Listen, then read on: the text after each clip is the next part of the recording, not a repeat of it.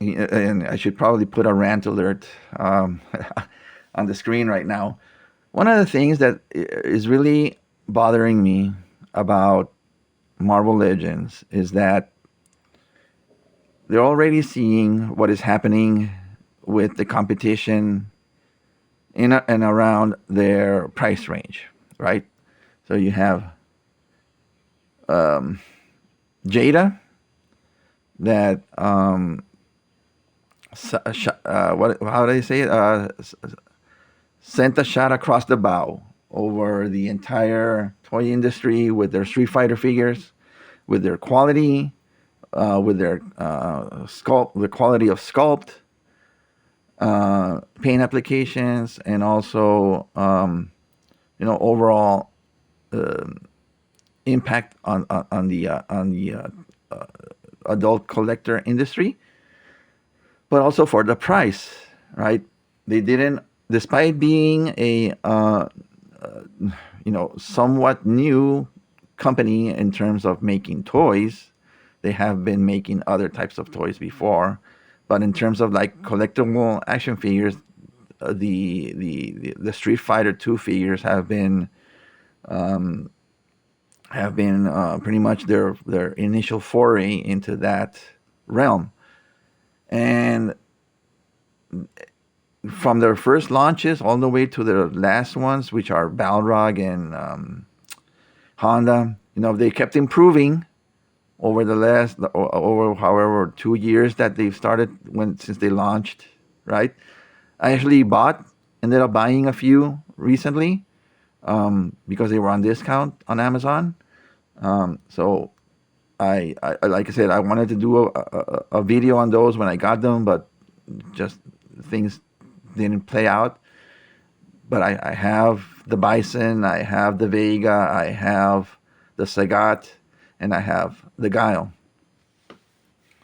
All pretty amazing figures. They're not perfect, but for what they offer and for the price, I mean, obviously I got them on discount, but I'm saying their regular price and what they offer, they're a steal, basically, right? So Marvel Legends, instead of you know taking that, and also we also have, of course, Mattel and what they were doing with the Mattress of the Universe property, and then the WWE figures, and then of course you had McFarlane and what they were doing with DC, and now DC is going over to Mattel,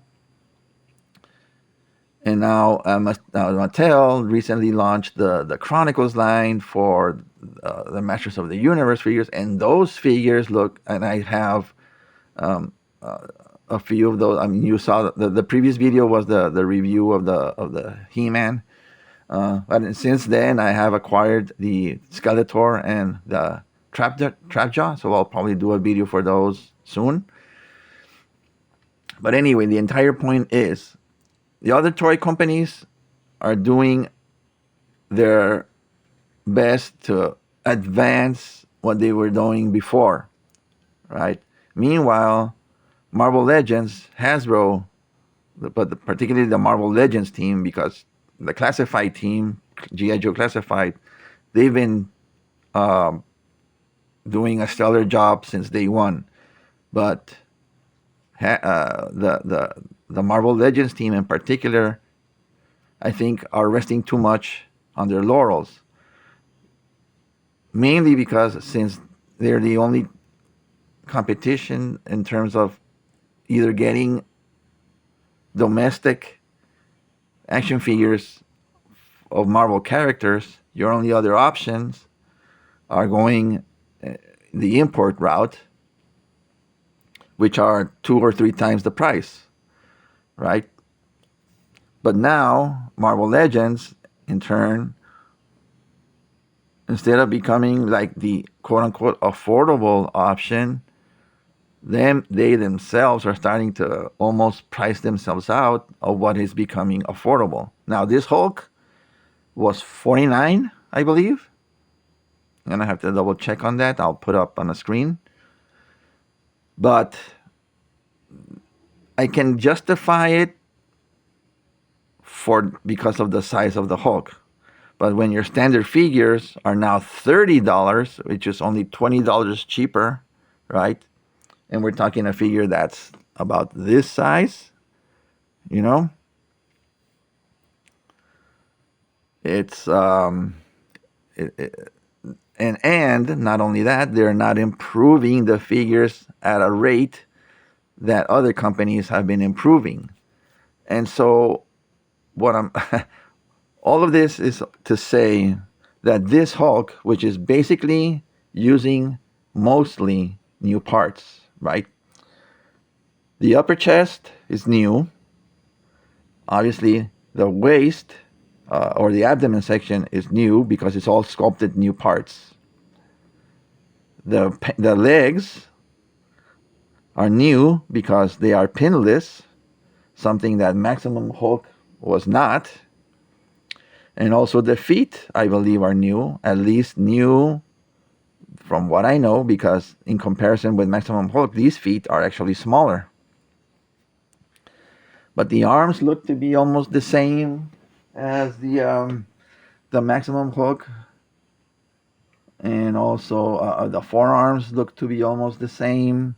You know, so they're not going off too crazy in terms of like what they're doing with their figures, when easily one of the main complaints now is that, one, they still use the ball peg hinge, when on the Maximum Hulk it was a ball joint, a double ball joint. And then the other complaint that I have is the waist. They're still using the swivel waist, which is fine for a 1980s, but even in the 1980s, the G.I. Joe figures had like a ball jointed type mechanism, but instead they used the O-ring. But the cut at the waist looked more natural. It almost like a cup and an egg, and you could swivel it, right? And then, do this motion, right? And then basically what I'm saying is, if you're going to go the extra mile and do new sculpts, then just do the new modern articulation. Case in point, the brand new day Hulk.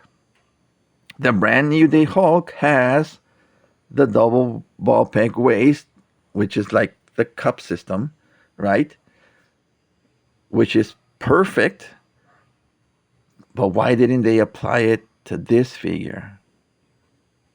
And when traditionally this is what's going to sell more, right, than the MCU figures. The MCU figures, you see those go shelf form, right? Especially if the movie bombs. But Hasbro puts way too much effort into the MCU figures, only for those to shelf form. Meanwhile, the figures that their bread and butter, which are the comic book figures, they let those molds age like milk that's been out for 5 to 10 years, So this could have been the perfect opportunity to update the Hulk. And again, even saying that this pisses me off right now, but the Maximum Hulk should have had the swivel. Should not have had the swivel waist. It should have had the double ball peg waist.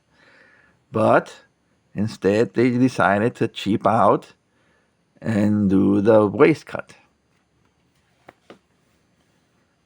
That's the frustrating part with Hasbro, particularly Marvel Legends. They're just not keeping up with the competition.